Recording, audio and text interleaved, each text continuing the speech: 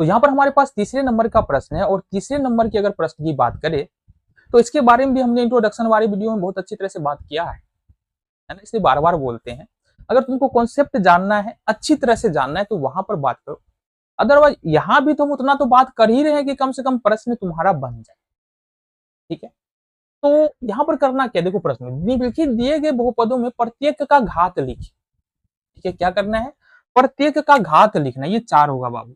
तो घात कैसे लिखते हैं, सपोज हमारे पास एक उदाहरण है 3x square plus 5x plus 6, और एक और लेते हैं 6x cube plus 2x square minus 3x और माइनस का 2। ये दो बहुपद है।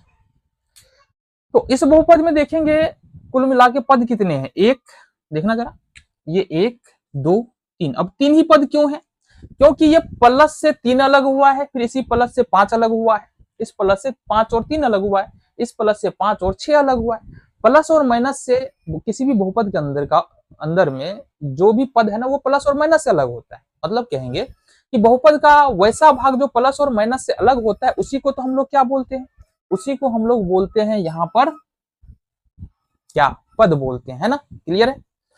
तो पद के बारे में बात हो गया। अब हर एक पद में हमको देखना है कि घात क्या है। तो पहले पद में देखेंगे तो घात कितना है, यहाँ पर 2 है।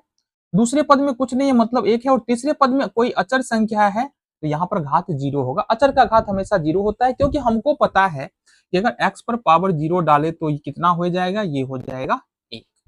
क्लियर है बात। आगे बढ़ते हैं। यहाँ पर 2 है, यहाँ पर 1 है, यहाँ पर 0 है। तो पूरे बहुपद के अंदर में जो उच्चतम घात है वो कितना है, 2 है। तो किसी भी बहुपद का घात वही तो होता है जो पूरे बहुपद का उच्चतम घात होता है। पूरे बहुपद का उच्चतम घात 2 है, मतलब यहाँ पर घात इसका 2 हो जाएगा। आगे देखो, यहाँ से यह है 6x cube plus 2x square minus 3x minus 2। ये है हमारे पास प्रश्न, ठीक है। तो यहाँ पर इस पहले वाले पद में देखेंगे घात 3 है, दूसरे वाले पद में देखेंगे घात 2 है, तीसरे वाले पद में देखेंगे घात 1 है, और लास्ट वाला अचर है, तो इसका मतलब यहाँ पर घात कितना है, घात यहाँ पर 0 है। क्लियर है बात। तो यहाँ पर इस पूरे बहुपद के अंदर हाईएस्ट पावर कितना है, यहाँ 0 है, 0 से बड़ा 1, 1 से बड़ा 2, 2 से बड़ा 3, हाईएस्ट पावर 3 है, मतलब घात यहाँ पर कितना होगा, 3 होगा।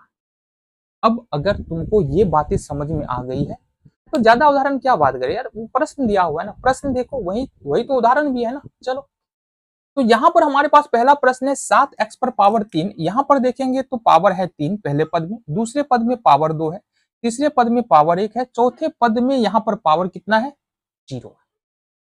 क्योंकि ये x यहाँ पर नहीं था, तो यहाँ मतलब इसका मतलब ये हो गया 0।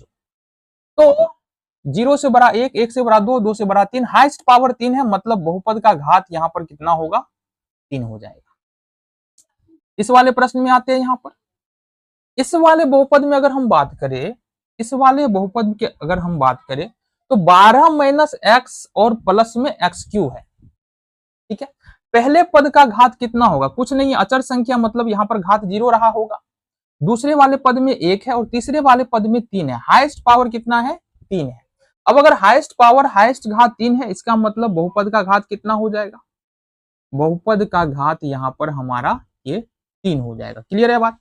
आगे देखते हैं। यहाँ पर देखो, यहाँ से तो यहाँ पर कुल मिला के 2 ही पद है बहुपद में, जिसमें से एक अचर है। अचर वाले जब भी घात खोजते हैं तो अचर वाले की तो पहले बात ही ना करो, चर वाले की बात करते हैं। यहाँ एक ही चर है y और इसका घात 1 है, इसका मतलब बहुपद का घात यहाँ पर कितना हो जाएगा, 1 हो जाएगा। ठीक है।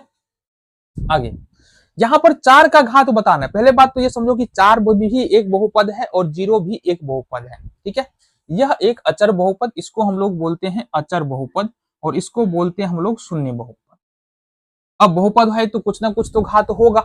तो जितने भी अचर संख्याएं हैं, जितनी की जितनी अचर संख्या है, उसका घात हमेशा कितना होता है, 0 होता है। अचर संख्याओं में तुमसे ये भी पूछा जा सकता है, बाबू 2/3 बता दो, इसका घात कितना है, √3 का घात कितना है, माइनस √3/2 का घात कितना है। तो इस सारे के सारे जो बहुपद है, इसका घात कितना होगा, इसका घात हो जाएगा √, ये तुम्हारा 0 हो जाएगा। ठीक है जी। आगे देखो 5वें नंबर का प्रश्न। जीरो का घात क्या है? देखो जीरो का घात हम लोग नहीं बता सकते हैं। जीरो एक बहुपद है, शून्य बहुपद इसको बोलते हैं, और शून्य बहुपद का घात हम नहीं बता सकते, ये अनडिफाइंड होता है। क्यों अनडिफाइंड होता है?